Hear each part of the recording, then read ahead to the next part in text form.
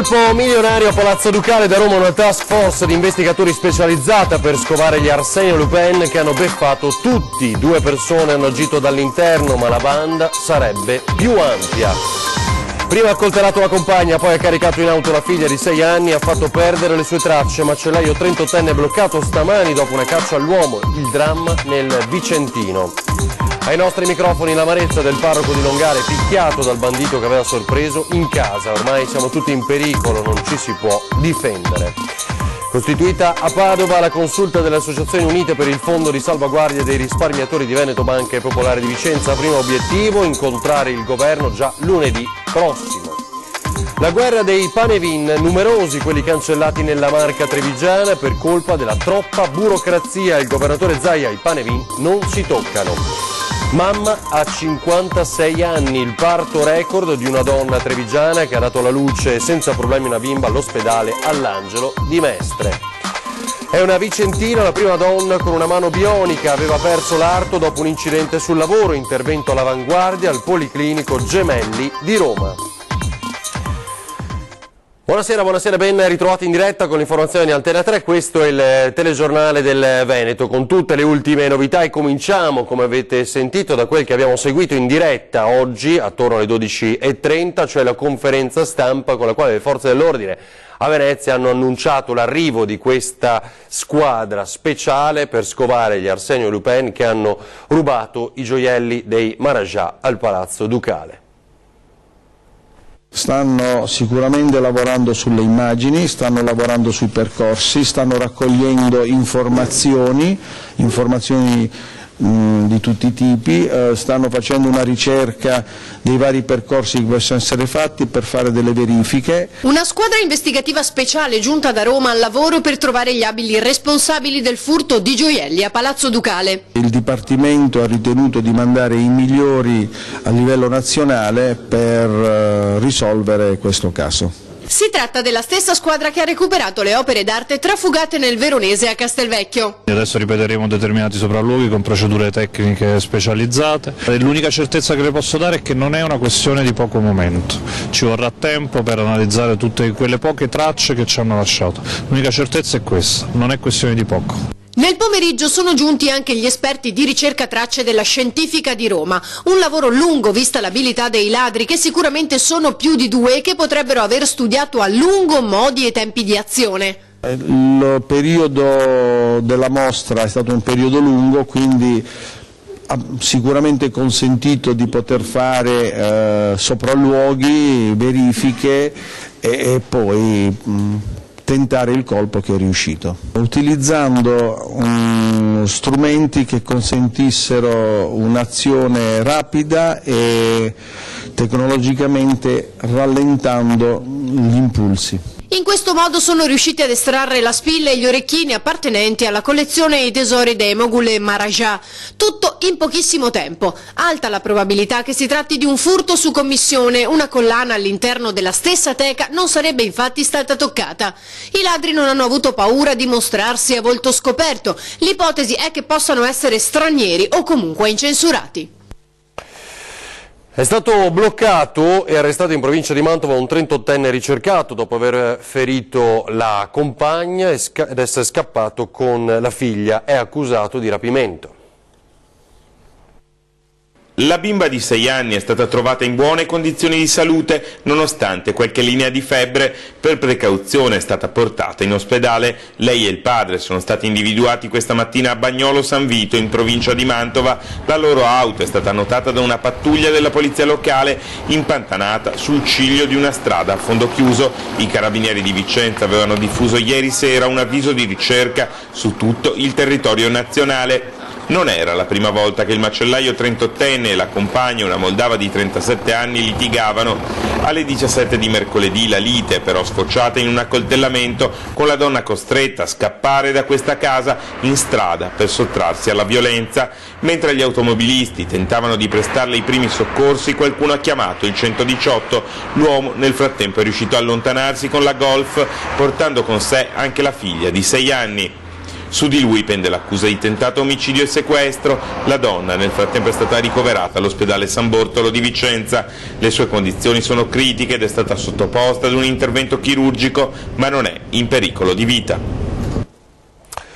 Don Sigfrido, il parroco di Longare, aggredito, ricorderete, nelle scorse ore da un ladro che ha sorpreso a rubare nella propria canonica, ha trovato la forza di raccontare ai nostri microfoni quanto accaduto, una testimonianza di chi vive in prima linea le contraddizioni dell'accoglienza.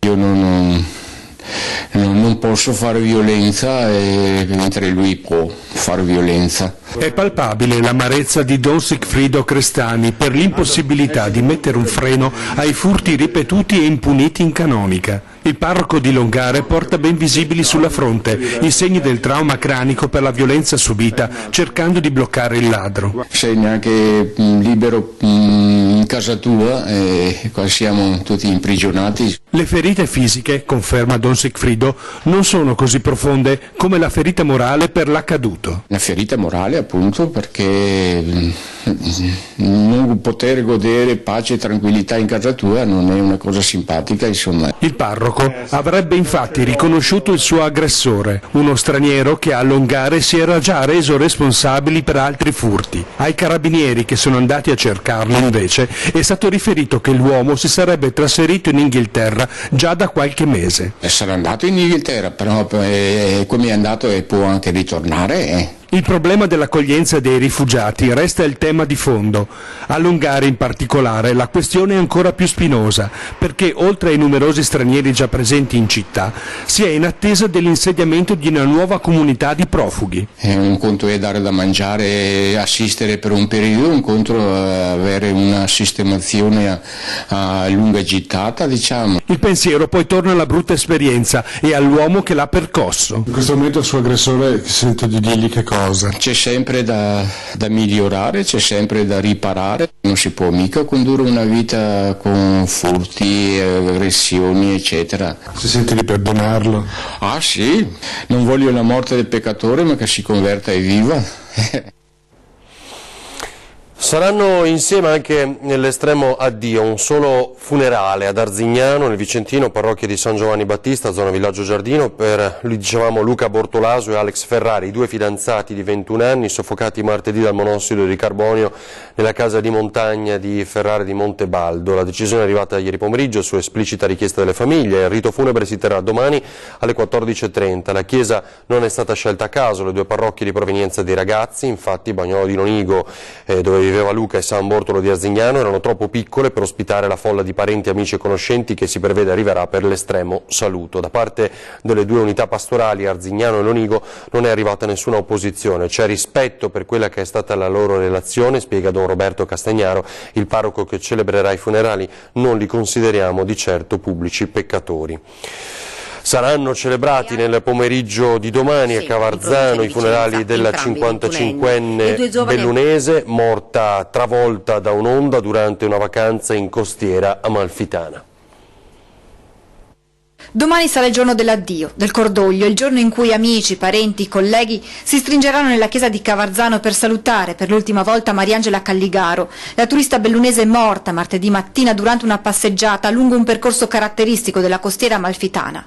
La donna, insieme al compagno Nicola Talamini e ad un'amica Nicoletta Bressa, sorella del parlamentare Gian Claudio, è stata travolta da un'onda che l'ha trascinata in mare. Una tragedia che si è consumata davanti agli occhi di Nicola Zeggio, marito di Nicoletta Bressa, l'unico ad essere stato risparmiato dalla furia dell'acqua, il primo ad essersi tuffato in mare dopo aver lanciato l'allarme. Nonostante il tempestivo intervento dei soccorsi, per la 55enne non c'è stato purtroppo più nulla da fare, salvi invece il compagno e l'amica. Sotto shock i colleghi di Mariangela che l'attendevano in ufficio dopo l'Epifania. Quella che doveva essere una vacanza in uno dei posti più belli d'Italia si è trasformata in un incubo. La salma è partita ieri sera da Amalfi e ha fatto rientro a Belluno. Domani pomeriggio alle 15:15 nella chiesa di Don Bosco di Baldenic l'addio alla donna. Ora le banche, perché è stata costituita di fatto oggi la consulta delle Associazioni Unite per il Fondo di Salvaguardia dei Risparmiatori di Veneto Banca Popolare di Vicenza. Primo obiettivo: incontrare il governo, si spera già lunedì prossimo. 9 associazioni di consumatori e clienti da oggi faranno fronte comune, riunite in una consulta, quella dei cittadini danneggiati da Veneto Banca e Popolare di Vicenza. Lunedì 8 gennaio, primo faccia a faccia con il governo. Al sottosegretario all'economia Pierpaolo Baretta detteranno cosa dovranno contenere i decreti attuativi dell'emendamento che ha costituito dal 1 gennaio lo specifico fondo per la salvaguardia dei risparmiatori vittime dei 2 istituti di credito. La consulta ha già chiesto un incontro urgente anche ai vertici di Banca Intesa perché attivi subito il fondo welfare da 100 milioni per dare una risposta a chi si trova in grave difficoltà economica. Naturalmente i 100 milioni riguardano Banca Intesa e i 100 milioni riguardano il fondo, che è un'altra cosa. Noi, per quanto riguarda questi 100 milioni, vogliamo fare in maniera più presto possibile che questi soldi vengano assorbiti dai risparmiatori il prima possibile, anche perché finiti questi soldi il fondo deve essere ricaricato dai conti dormienti. Conti che in tutta Italia pare ammontino a 15 miliardi di euro in gestione allo Stato e che potrebbero diventare davvero utili in questa circostanza. Ma la consulta delle associazioni non mira solo al ristoro economico dei danneggiati. Quello che noi puntiamo a fare è mettere nero su bianco le responsabilità degli organi di vigilanza, delle società di revisione, ma anche chiaramente degli amministratori e di coloro che hanno contribuito a creare questo grande disastro che purtroppo sta flagellando il territorio del Veneto e del Friuli Venezia Giulia. La consulta nei prossimi giorni incontrerà i risparmiatori, l'11 gennaio in municipio a Loria, il 19 a Vicenza e il 20 all'Auditorium di Montebelluna. Quello con il governo si preannuncia un lungo e non facile lavoro. La difficoltà sarà di discernere tra chi è un risparmiatore tradito, quindi ingannato dai falsi dati di bilancio, ingannato dagli falsi requisiti del titolo, ingannato sulla sicurezza del titolo, quelli che sono stati riempiti in maniera al 100% dei loro risparmi investiti. Questi io sono tranquillo, al di là dell'entità della somma saranno risarciti tutti. Esattamente 10 anni fa oggi la tragedia di Los Roques in Venezuela con l'inabissamento, ricorderete, del velivolo. A bordo c'erano, pare, non è neanche questo certo, 14 persone, 8 italiani morti, 4 di questi erano la famiglia Durante. Parla a 20:10 questa sera il padre di Bruna, Romolo Guernieri, che attacca dove siete stati finora, e risponde il sottosegretario all'economia Pierpaolo Baretta, che dice adesso deve intervenire l'Europa per capire anche come recuperare quel velivolo. Deporre un fiore e dire una preghiera nelle tombe. Da 10 anni il solo desiderio di papà Romolo è questo, una tomba dove piangere i suoi cari, eppure da 10 anni è impossibile. Los Roques, la rabbia e il dolore, perché quei corpi sono lì, ma le pressioni dell'Italia sul Venezuela in 2 lustri non sono bastate e per Romolo non sarebbero mai state realmente fatte. I deputati senatori, in particolar modo di Venezia e di Treviso, secondo il mio modesto parere, hanno il dovere e sono stati votati per risolvere i problemi dei loro cittadini, ma mi pare che questo non venga fatto. Penso che bisognerebbe fare in modo che questa pressione nei confronti del governo locale sia non soltanto dell'Italia ma dell'Europa. Forse il passo da fare è che ci sia una pressione dell'intera Europa. Romolo però ne ha abbastanza di promesse. Devo andare io in Europa, loro per che cosa li abbiamo votati, per che cosa li paghiamo? Ma il governo insiste, è difficile trattare da singolo paese con una nazione problematica come quella caraibica. Potremmo esercitare questa pressione come continente e far capire quindi che non stiamo parlando di un caso specifico, di un caso locale. Credo che questo sia un passo che possiamo provare a realizzare in tempi anche brevi. Perché io dico che se tutti incalzano il Ministero degli Esteri, la Farnesina, il corpo diplomatico, quelli che devono trattare col Venezuela, qualcosa succede. Si può fare, grida Romolo, si deve fare, basta con le promesse, l'appello disperato di un nonno e di un padre, pure al governatore Zaia. Anche lui non può dire, ma sai, io mi sono interessato, ma si interessa una volta e no. Deve essersi costante la faccenda finché non è risolta.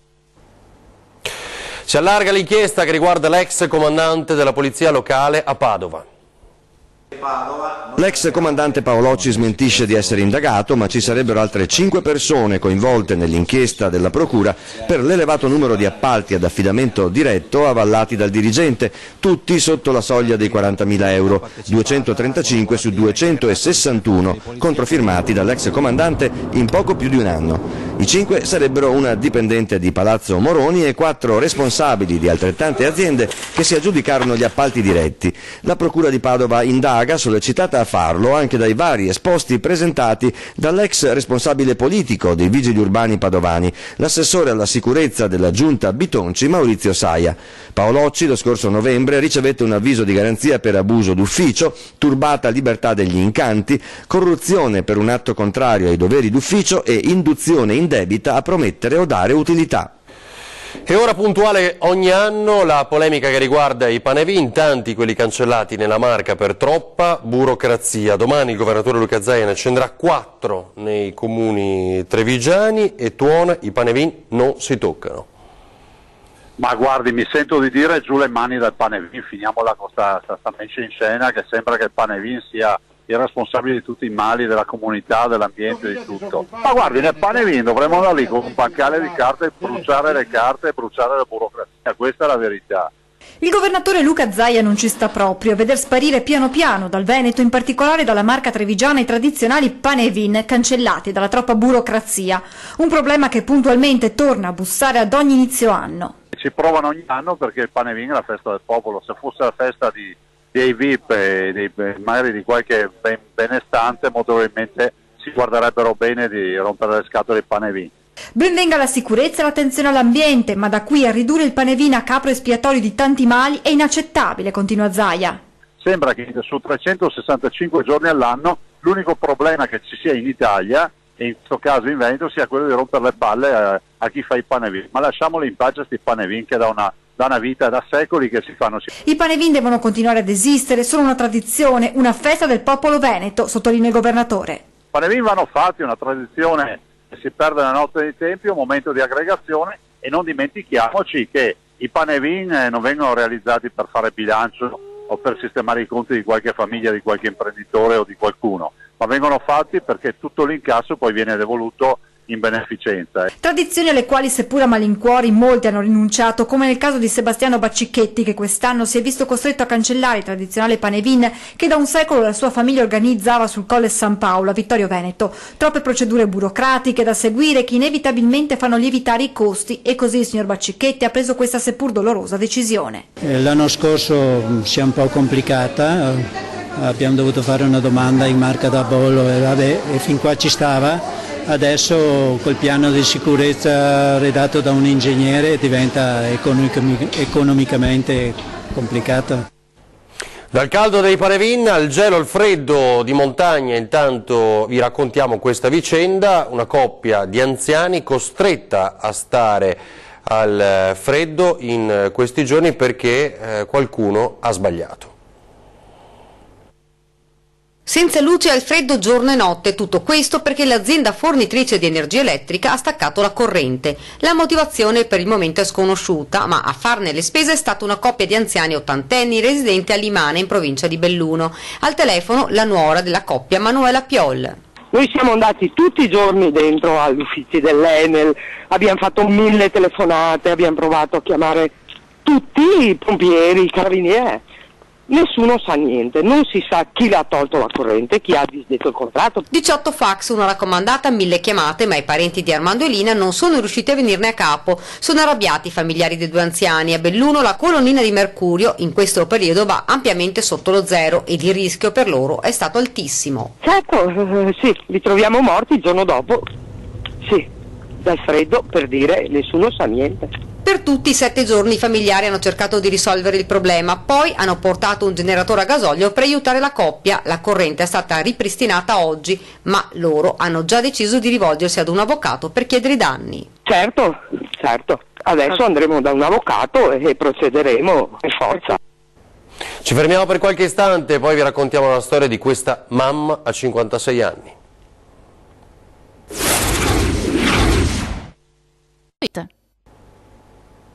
Torniamo in diretta con il telegiornale del Veneto. Ha osato più di Gianna Nannini e a 56 anni è diventata madre. È un piccolo miracolo, anzi direi un grande miracolo. Grida al miracolo anche il medico ginecologo che ha visto nascere più di 6.000 bambini. Saluta così l'arrivo di Beatriz, la bimba nata a dicembre scorso in modo naturale dalla sua mamma che di anni ne ha ben 56 ed è una siciliana residente a Casale sul Sile nel Trevigiano. La nascita a Mestre quando i vagiti della piccola Beatriz sono echeggiati nella sala parto dell'ospedale All'Angelo. A confermare l'evento anche lo stesso staff ospedaliero. A tutto ha provveduto naturalmente Madre Natura e il neocompagno, dicono, un sudamericano più giovane di lei, di ben 17 anni, di Santo Domingo ma residente a Cervignano del Friuli. La coppia si è ritrovata ad essere genitori di questa bella bimba nata in salute di oltre 3 kg di peso ai primi di dicembre scorso. Perché trovare a questa età la possibilità di rimanere in gravidanza è una cosa molto ma molto rara. Possibile ma è molto rara, anche perché diciamo la quantità di ovuli che si possono formare e portare all'ovulazione a termine è abbastanza difficile come situazione. La mamma credeva di essere in menopausa da tempo, invece quando ha visto compiersi il miracolo ha potuto trascorrere la vera atmosfera del Natale nella sua essenza più assoluta. Mediamente per la donna cosiddetta di razza caucasica il periodo della menopausa va dai 45 ai 55 anni. È chiaro che dopo i 35 anni la possibilità di rimanere incinta diminuisce abbastanza, fino ad arrivare alla quasi impossibilità. Ora la piccola Beatriz, circondata dall'amore dei suoi genitori, può contare anche sull'aiuto delle sue sorelle maggiori, di 34 e 28 anni, avute dalla madre dal suo precedente matrimonio. Faccio i miei migliori auguri, io lavoro per la vita, per cui è chiaro che quando succedono questi fatti per me è solo e unicamente che una cosa positiva, un miracolo della vita, e pensiamo sempre positivo quando si parla di bambini. Siamo qua apposta per aiutare le donne che hanno bisogno e anche in questi casi qua siamo assolutamente disponibili. Un'altra notizia che sta facendo il giro del mondo, la prima donna ed è una vicentina con la mano bionica. Si chiama Almerina Mascarello, la prima donna con una mano bionica, con il senso del tatto. Questo è quello mollo. La donna di Montecchio Precalcino, provincia di Vicenza, ha raccontato alla BBC l'intervento spiegando che è stato come riavere la mano persa in un incidente sul lavoro nel 1993. Vera, perché riesci finalmente a fare certe cose che prima facevi fatica, anche a vestirsi, indossare le scarpe, tutte cose banalissime per una vita banalissima, però sono importanti. L'innovazione è contenuta nell'elaboratore che manovra la mano, una struttura che ora può essere contenuta in uno zaino. La protesi è dotata di sensori che rilevano informazioni sulla consistenza dell'oggetto da afferrare, messaggi codificati in un linguaggio interpretabile dal cervello attraverso gli elettrodi che comandano i nervi. Nei test eseguiti mentre era bendata è stata in grado di dire se l'oggetto fosse morbido o duro. A eseguire l'intervento l'equipe del professor Paolo Rossini dell'ospedale Gemelli di Roma. A maggio è previsto l'arrivo di una mano interamente progettata per lei. Aspetto solo quell'istante, solo allora potrò dire che la mia vita è cambiata, racconta la 55enne. Ora con il direttore generale Compostella, parliamo dell'ULSS 5 Polesana che tira le somme di questo 2017, l'anno della riforma regionale in tema di sanità e poi le nuove sfide. Riorganizzazione regionale sanitaria già in fase avanzata e conti in attivo per il Veneto, certamente un risultato di squadra, commenta il direttore dell'ULSS 5 Polesana Antonio Compostella. C'è una buona collaborazione tra i 12 direttori generali e con la regione, sia con la componente politica, il presidente, gli assessori di riferimento, con la direzione tecnica regionale. Credo che questo è uno degli elementi importanti. Sulla base della riforma nel 2017 si sono mosse tutte le 12 ULSS, un anno durante il quale il Polesine ha lavorato sulla fusione delle aziende sanitarie di Adri e Rovigo, ma molte sono le sfide per il 2018. Piena riorganizzazione della rete, la rete degli ospedali, la rete degli specialisti, quindi per fare un esempio abbiamo 3 ospedali pubblici, i professionisti della singola specialità, ad esempio chirurgia, dovranno incominciare a ruotare fra i 3 ospedali in modo da garantire una qualità dei professionisti sempre al top e che in ogni ospedale siano realizzate al meglio le attività della singola specialità. Intanto l'ULSS 5 si sta preparando ad un altro importante appuntamento il 19 gennaio con l'inaugurazione di 2 reparti completamente ristrutturati, ostetricia, ginecologia e dialisi. Alla cerimonia sarà presente il governatore Luca Zaia. Ora resta il tempo di ricordarvi gli ospiti. Questa sera c'è 20:10, puntuale come sempre, e avremo in studio Romolo Guernieri, padre di Bruna, morta 10 anni fa nella tragedia di Los Roques. È tutto per questa edizione del Telegiornale del Veneto, adesso le previsioni meteo per le prossime ore. Grazie, buona serata.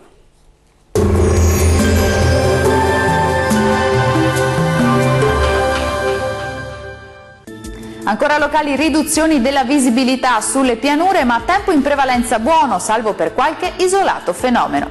Andiamo nel dettaglio con la previsione di venerdì 5 gennaio. Sul Veneto foschie, nebbie e nubi basse, specie al mattino sulle pianure meridionali della nostra regione, più sole altrove.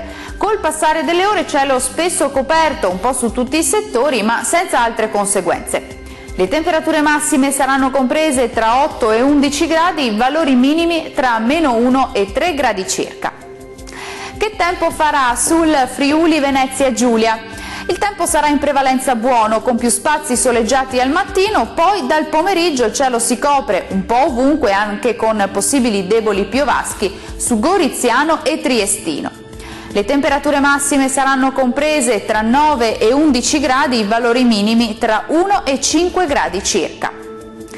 Concludiamo infine con uno sguardo alla situazione del Trentino Alto Adige. Bel tempo asciutto e soleggiato sulla nostra regione, tuttavia col passare delle ore aumentano le nubi sul Trentino, ma senza fenomeni degni di nota.